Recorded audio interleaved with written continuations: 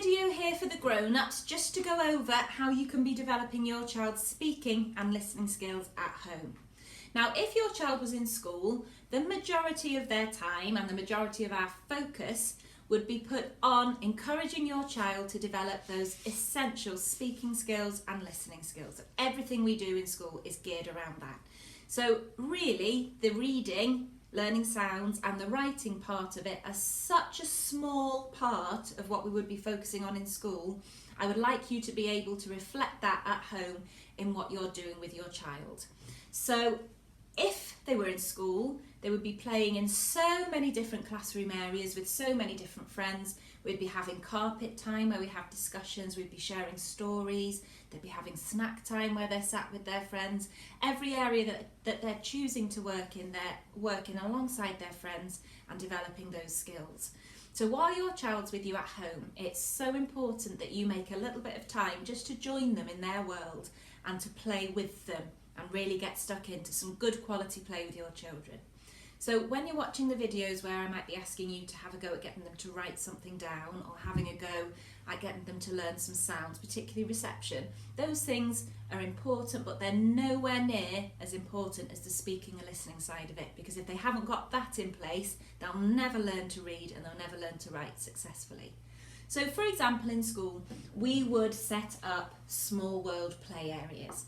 Now this might be something that your child likes to do at home, and maybe it's something that you've never really been involved in, and that's been okay because they've been in school and they've been playing with their friends and they're developing those skills in a school environment. Well, at the moment they haven't got people to play alongside like that and to develop these imaginary scenarios, so they're going to need their grown-ups to step in. So if you could spend a little bit of time with your child just playing in these little small world pretend scenarios. So it might be that they're really interested in trains and they want to build a train track and you're playing along with them. It might be that they like fairies and you make a pretend fairy garden and play with that with them. It might be that they build things out of Lego and you play with those little characters. So just see if you can join them in their little world and develop the imagination and then the speaking and the listening skills that go alongside it. So small world play is really, really important, and if you could create some situations where you can do that at home, then that's fabulous. Role play also. Now role play in school is a huge part of what the children spend their time doing. So we'll have a pretend cafe, we'll have a shop, we'll have a doctor's surgery, all sorts of pretend scenarios where the children can just take on a completely different character and let themselves go.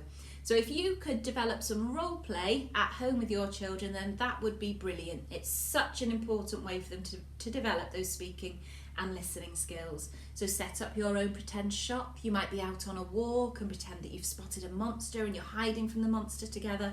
All these opportunities for speaking and for sharing ideas and for using imagination and listening to each other will be perfect.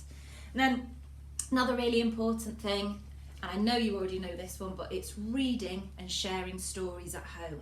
Because it's not just about learning to read the letters and to recognise the words, it's about diving into these completely different, fascinating, imaginary worlds and getting lost in them and chatting about what you can see, imagining what might come next, the excitement of reading a familiar story that they love and they know what's going to come next. Is also really important. So spend a lot of time reading books, playing with your children, and that is so important. So particularly nursery parents, if you notice I'm not posting a huge number of videos asking you to do writing with your children or asking you to have a go at becoming familiar with sounds, that's because we need you right now to be focusing on this speaking and listening. It's the most important part of the children's journey to reading and writing. So if you're doing those kind of activities at home, you're doing things absolutely right. Okay, so I hope that's offered you a little bit of reassurance. Have fun together, play together, and you'll be doing exactly the right thing. Diolch.